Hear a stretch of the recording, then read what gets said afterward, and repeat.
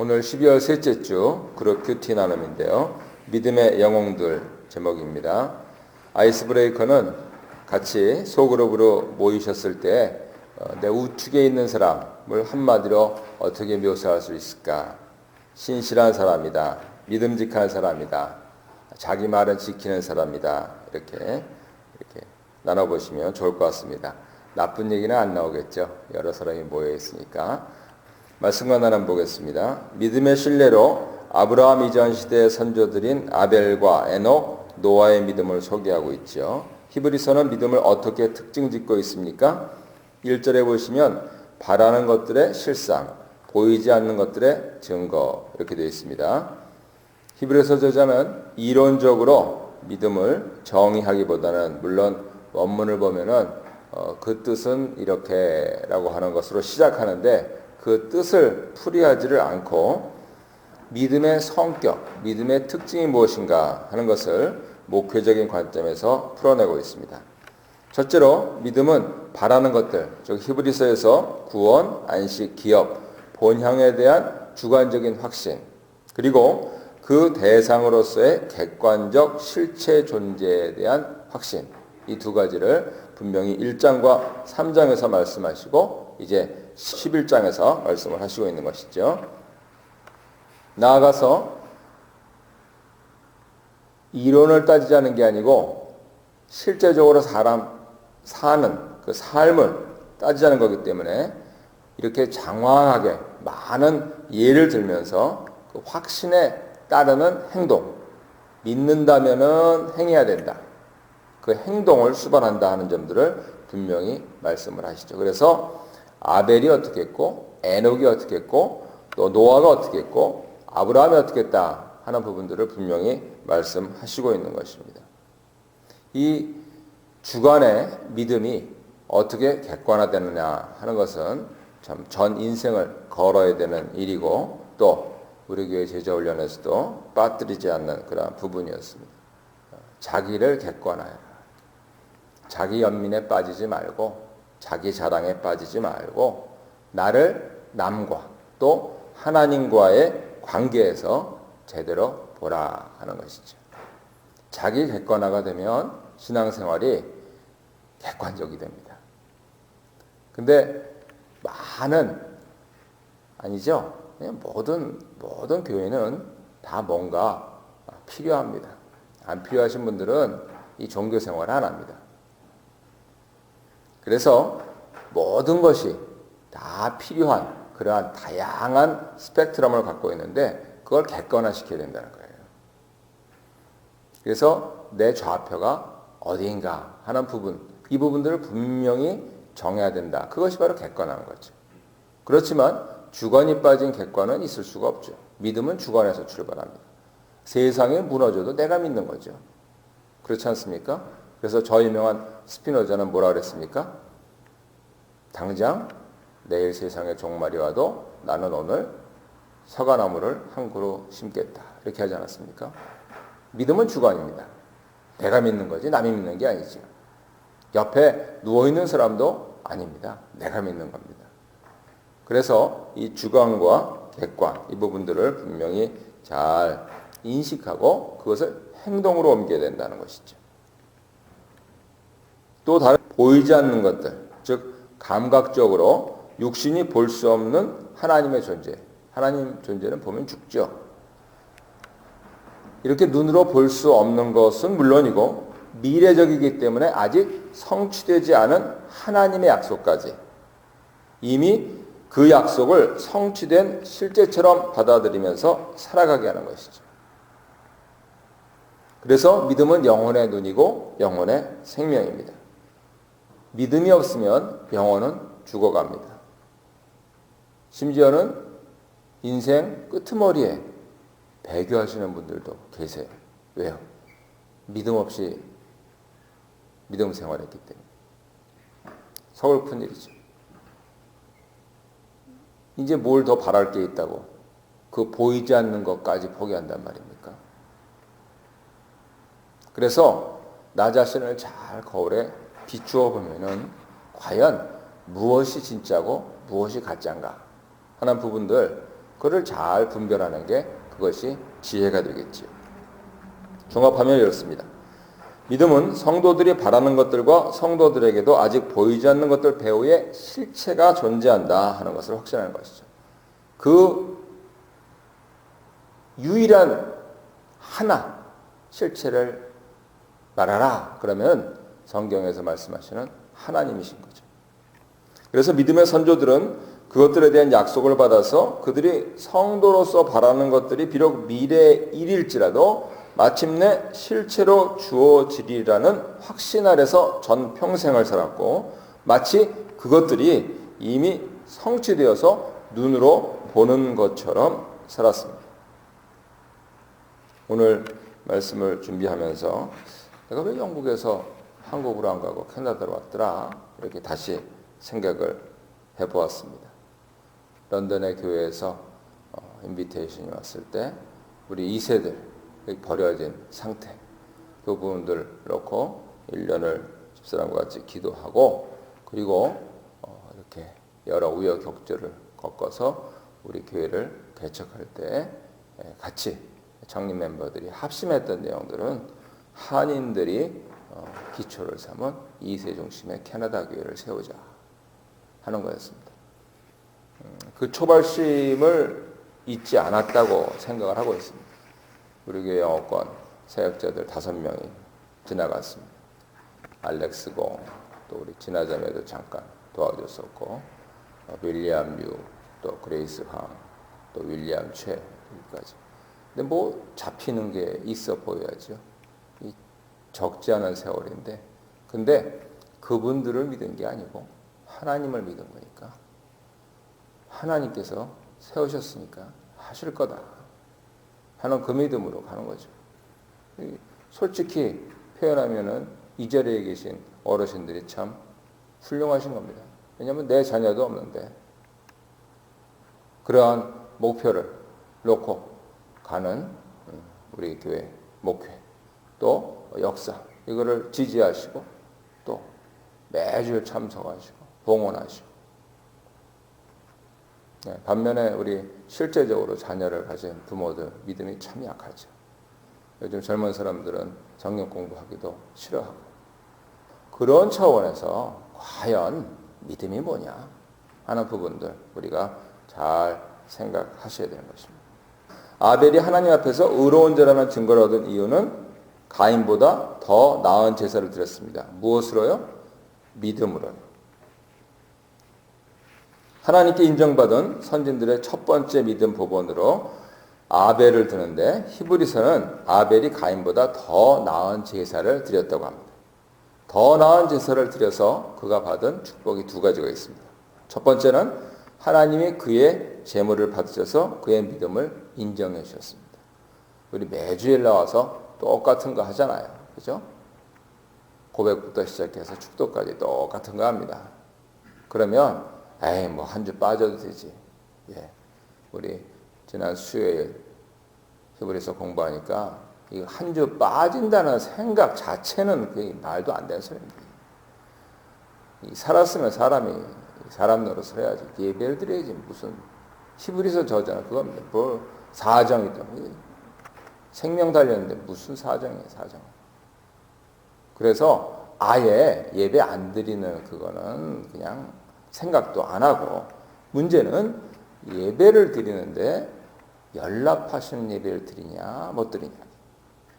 똑같이 요즘은 뭐 좀 사람이 떨어져서 60명 안팎으로 이렇게 주일 출석을 하시고 계십니다만 똑같이 예배를 드려도 고백부터 축도까지 어떤 사람 예배는 받으시고 어떤 사람 예배는 안 받으신다라는 무서운 사실이라는 거죠. 그래서 아벨은 더 나은 제사를 드려서 하나님께서 예배 받으셨다. 그러니까 이 시간과 공간 속에서 같은 자리에 같은 시간에 나와 있는데 하나님 중심으로 예배를 드리는 사람 예배는 받으시고 나 중심으로 내 생각하는 사람은 안 받으시고 뭐 이렇게 생각하면은 정말 소름이 돋는 것이죠. 머리가 쭉 펴서는 겁니다. 그 얼마나 길다고 요즘엔 더구나 설교도 짧잖아요. 그죠? 요새는 예배도 50분 안 해 이제. 그죠? 그 50분을 집중 못해서 하나님께 드림이 되지 못한 예배, 시간, 장소에 앉아있다. 이거는 정말 손해보는 인생입니다. 그건 차라리 나가서 벌벌 치십시오. 차라리 나가서. 아벨은 그렇지 않았다는 것이죠. 그 아무것도 없는 옛날에. 그가 받은 두 번째 축복은 아벨은 가인에게 죽임을 당했지만 믿음으로 아직도 우리에게 말하고 있다는 사실입니다. 이것이 첫 모본으로서 마지막 모본이신 예수님과 직결되어 있는데 히브리서 12장 24절에는 이렇게 기록되어 있습니다. 새 언약의 중보자이신 예수와 및 아벨의 피보다 더 나은 것을 말하는 뿌린 피니라. 아벨은 예수님을 모형하고 있다는 것이죠. 원형이신 예수님께서 바로 그같이 사셨다는 것이죠. 세상에 십자가에 죽은 사람이 그렇게 많은데, 그 노예들이 그렇게 많은데 그 가운데 유일한 한 분, 예수 그리스도, 그의 희생 제사만 하나님이 받으셨다는 겁니다. 두 번째로는 오직 그분만이 앞에 있던, 자신을 살던, 그리고 그 이후의 세대, 세상 망할 때까지 오는 그러한 세대에게 말씀하시고 있다는 것입니다. 그래서 우리가 기독교를 믿고 예수를 믿는 것이죠. 그거를 말씀하는 성경이 히브리 성경입니다. 3번 보겠습니다. 하나님께 나아가는 자에게 요구되는 것은 무엇입니까? 하나님 살아계심과 자신을 찾는 자들에게 상 주시는 이심을 믿어야 하는 것입니다. 이 땅에서 예수님을 기쁘게 해드렸던 에녹의 삶은 오직 믿음으로만 가능했다 하는 부분들을 밝힌 후에 이 케이스를 밝힌 거죠. 그런 다음에 일반 원리를 도출해냅니다. 믿음이 없이는 하나님을 기쁘게 해드릴 수 없다. 아주 담대한 선언입니다. 이 참 고명하신 분이 보통 지식도 아니고 보통 성도님들을 잘 알고 있는 분도 아닌데 그분이 에녹을 케이스를 얘기하고서 바로 일반 원리를 도출해낸다. 우리 같으면 이렇게 안 하죠. 우리는 이렇게 분명히 얘기 안 합니다. 케이스를 뭐 수천 개, 수만 개 다 쌓아가지고 그러니까 이럴 수도 있다. 보통 이게 과학이라고 그러는 거예요. 그게. 그런데 에녹을 말씀하시고 바로 원리를 말씀하셨다 하는 것은 대단히 중요한 내용을 성경에 지금 우리에게 전해주고 있다는 것이죠. 맹신이나 미신이나 자신이 아닌 바른 신앙, 바른 믿음의 원리를 궁극적인 차원에서 재진술하고 있다는 것이죠. 그리스도께서 희생제사를 드리신 목적대로 우리가 하나님께 믿음으로 나아가는데 두 가지 요소가 있다 하는 것을 밝히고 싶어 하신다는 것이죠. 그것이 뭐냐면은 이 믿음이 없이는 하나님을 기쁘게 해드릴 수 없다. 과연 뭘 믿느냐? 첫째로 보이지 아니하시는 그분의 존재에 대한 확신. 하나님 안 보입니다. 몇 주 전에 말씀드렸듯이 못 믿는 분들은 전부 우리가 하나님 탓으로 돌린다고 자꾸만 그러는데 믿는 분들은 그게 하나님 뜻이라고. 예. 탓과 뜻 차이입니다. 안 보이는 분에 대해서 어떻게 생각하는가 하는 것이요. 둘째, 관념이 아니고 관계에 입각해서 모든 이방 종교는 관념에 입각하죠. 우리는 관계에 입각합니다. 보이지 않는 분과 무슨 관계를 맺는가? 성경 말씀을 통하여서 관계를 맺는데 그 관계에 입각해서 하나님은 자신을 찾는 모든 이들에게 영생의 상을 주시는 분이시다 하는 것을 확신하는 것이죠. 육신의 상은 어떻습니까? 사실은 필요해서 예배당에 나오는데 대개 다 육신의 상이 필요합니다. 현실이고 사실입니다. 100% 약속은 못 해드립니다. 이따가 끝나고 기도해 보십시오. 주실 자에게 주십니다. 그런데 100% 주시는 게 있다. 100%. 과학적으로 확률이 높은데 생각해야 되지 않습니까? 과학적으로 말이죠. 100% 주신다는 거예요. 그게 뭡니까? 영생의 상이다. 성경은 그걸 말씀하시고 있는 거예요. 그래서 더 많은 것, 더 높은 것, 더 넓은 것, 그것이 갖고 싶어서 예배당에 나왔지만은 결국 하나님을 찾음으로써 더가 아니고 지고의 지극한 절대자를 만나고 그 하나님 함께 지금 여기에서부터 영생에 이르는 그것을 반드시 주신다 하는 약속. 성경이 분명히 약속하시고 있는 것은 그것입니다. 우리 아들 하버드 가게 해주세요. 우리 집 100만 달러짜리 되게 해주세요. 나 연수입 50만 불 되게 해주세요. 주시면 받죠. 100% 안 됩니다. 100% 보장할게요. 100% 안 됩니다.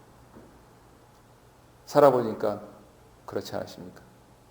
그래서 성경에 무엇을 말씀하시는가 하는 부분들 잘 이해를 하셔야 되겠습니다. 나눔 1번 보겠습니다.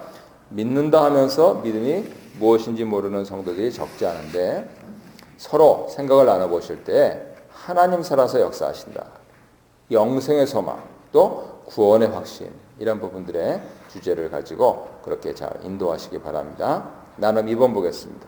믿음은 가시적인 증거에 대한 요구보다는 인격, 약속에 대한 신뢰입니다.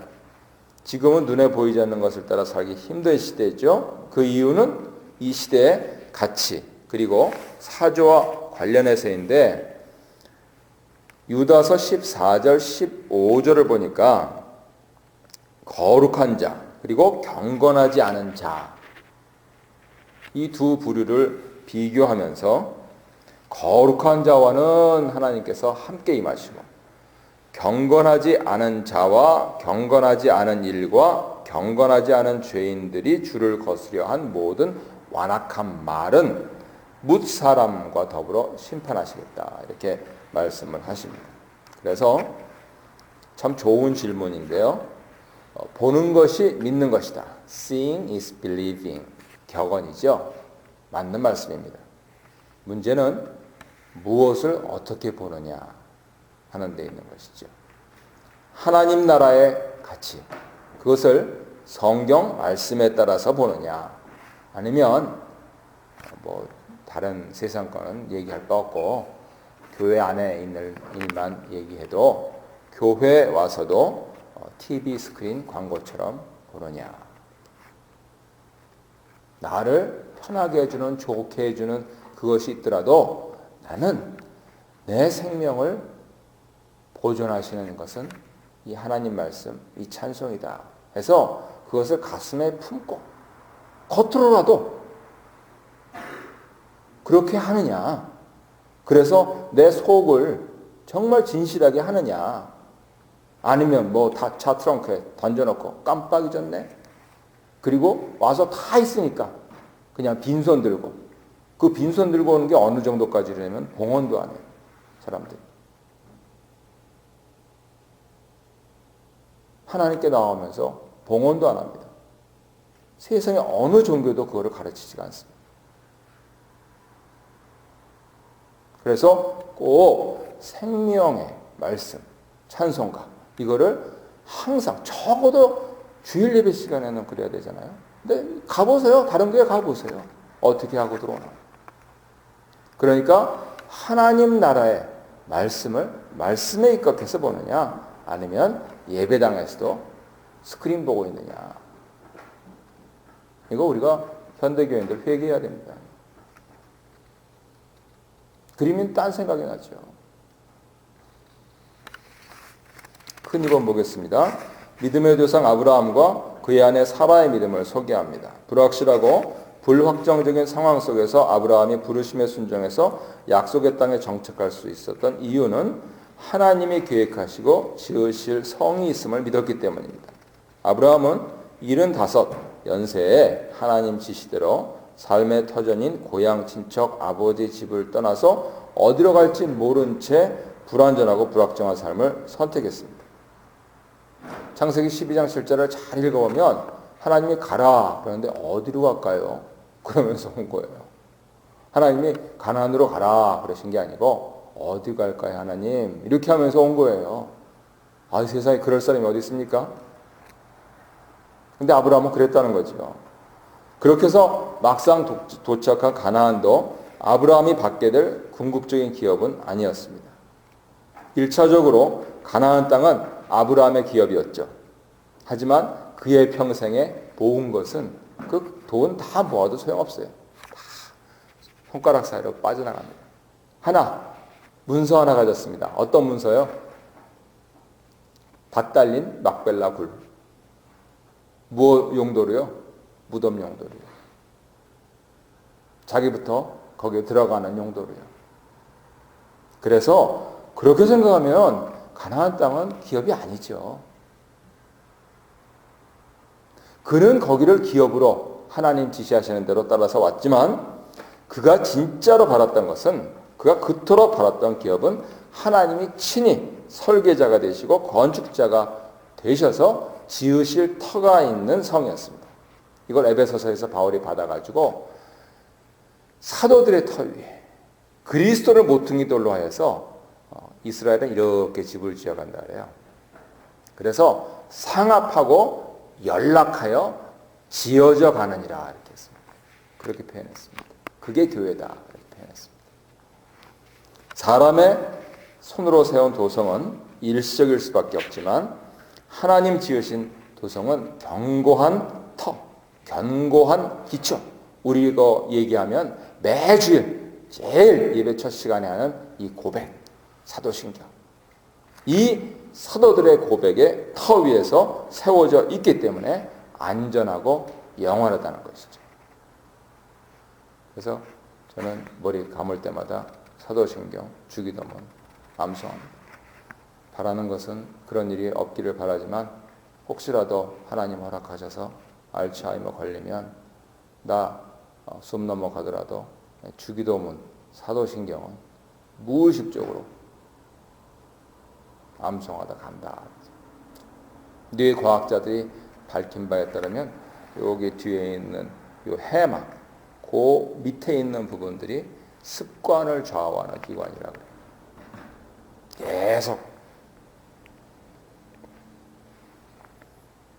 그래서 많은 케이스들이 있습니다. 아예 글자 그대로 내 뼈하고 살 속에 사무치도록 그 견고한 터를 연습을 하는 것이죠. 부끄러운 말씀이지만 목사가 이렇게 말씀을 드리는 겁니다. 성도님들은 어떠신지 모르겠네요. 내가 세우는 금력이나 학력이나 권력이나 영향력에 입각한 것은 반드시 무너집니다. 이에 반해서 하나님께서 그리스도를 통해서 세우신 견고한 새 터는 하늘 본향 살아계신 하나님 도성 하늘 예루살렘 흔들리지 않는 나라 장차올 영원한 도성입니다. 이를 믿음의 눈으로 제대로 본 아브라함은 지상의 기업인 가나안에 들어가서도 마치 이방 땅에 있는 나그네처럼 장래해 주실 하나님 기업을 기대하면서 후손들과 함께 장막에 거주하며 산 것입니다. 마지막 문제 보겠습니다. 불가능한 조건 속에서 사라가 잉태할 수 있었던 이유는 약속하신 하나님 능력과 신실하심을 믿었기 때문입니다. 11절의 주어가 아브라함이냐 사라냐 하는 것, 이거는 학자들이 수백 년간 토론해 왔는데 결론이 나지 않은 내용입니다. 우리는 칼빈 전통을 따라서 약간 변형시켜서 사라도 믿었다 그렇게 지금 개역개정에서 읽고 있는데요. 아브라함이 하가를 통해서 이스마엘을 낳았기 때문에 사라의 태는 닫혀 있었다는 것을 알 수 있죠. 성취가 불가능한 조건 속에서 하나님 약속이 주어진 것을 믿은 겁니다. 암담한 현실 속에서도 그들은 약속하신 하나님을 신뢰했습니다.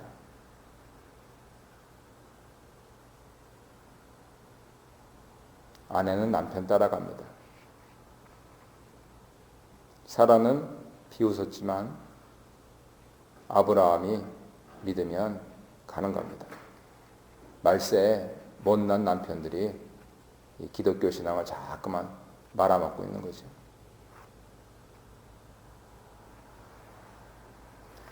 창조주 하나님의 전능하심과 신실하심을 믿었기에 죽은 자와 방불한 몸에서 아브라함이죠. 불임의 태에서 사라져 생명의 씨앗들이 터져 나와서 하늘의 별과 바다의 모래같이 많은 자손을 얻을 수가 있었고 막상 얻은 그 귀한 이삭을 바치라고 하셨을 때도 순종하려고 했던 것이 아니고 진짜 순종했던 것이죠. 약속의 실행 가능성에 기대는 것은 예측이고 통계입니다. 하지만 약속하신 분의 성품과 능력을 의지하는 것은 믿음이고 통제 불능입니다. 심지어는 처녀까지 낳게 하십니다. 모든 인간적인 기대와 소망이 끊어진 시점에서 하나님은 역사하시고 약속을 성취하셨던 것입니다. 나눔 3번은 조금 문제를 바꿔야 됩니다. 약속과 현실 사이의 거리를 객관적으로 인식하고 괴리에도 불구하고 약속하신 분을 따르는 것이 믿음입니다. 다시요.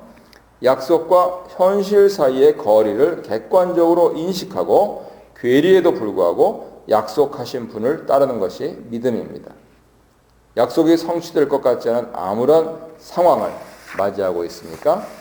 이 2014년에 올렸던 기도의 제목을 상기하시고 무엇보다 먼저 하나님께 감사하십시오. 이번 주 설교에서도 말씀드렸지만 성도들이 할 것은 감사밖에 없습니다. 교회는 불평하는 데가 아닙니다. 교회는 감사하는 데입니다. 감사하게도 여성교회 모임에서 다 세상 얘기하다가 하나님 감사한 것 있으십니까? 했더니 다 저마다 나누셨다고 그렇게 전언을 들었습니다. 얼마나 감사한지. 성도들은 왜 기도합니까? 성도들은 왜 모여서 기도하고 기도로 끝납니까? 하나님께 감사하려고 하는 겁니다. 생명 부지해 주신 거 감사하고 생활할 수 있게 하신 거 감사하고 이제 영생 주실 거 감사하고 그러면 세상에 능치 못할 일이 없다는 것이죠. 이를 바탕으로 해서 그보다 진보된 어떤 믿음의 기도를 드릴까? 이제 이 한 몸을 넘어서 우리 공동체를 위해서 어떤 기도를 드릴까? 이런 부분들 서로 나누시면 좋을 것 같습니다. 함께 기도하고 마치겠습니다. 저도 의인은 믿음으로 산다는 말씀을 삶으로 증명해 보인 믿음의 선조들처럼 살기를 원합니다. 우리 교회에 땅도 자손도 없어 보일 때 과연 핏값 주고 사신 교회를 보존하시고 창대케 하실 분은 하나님 한 분임을 믿으십니까? 나는 거기서 어떤 자리를 지키고 있습니까?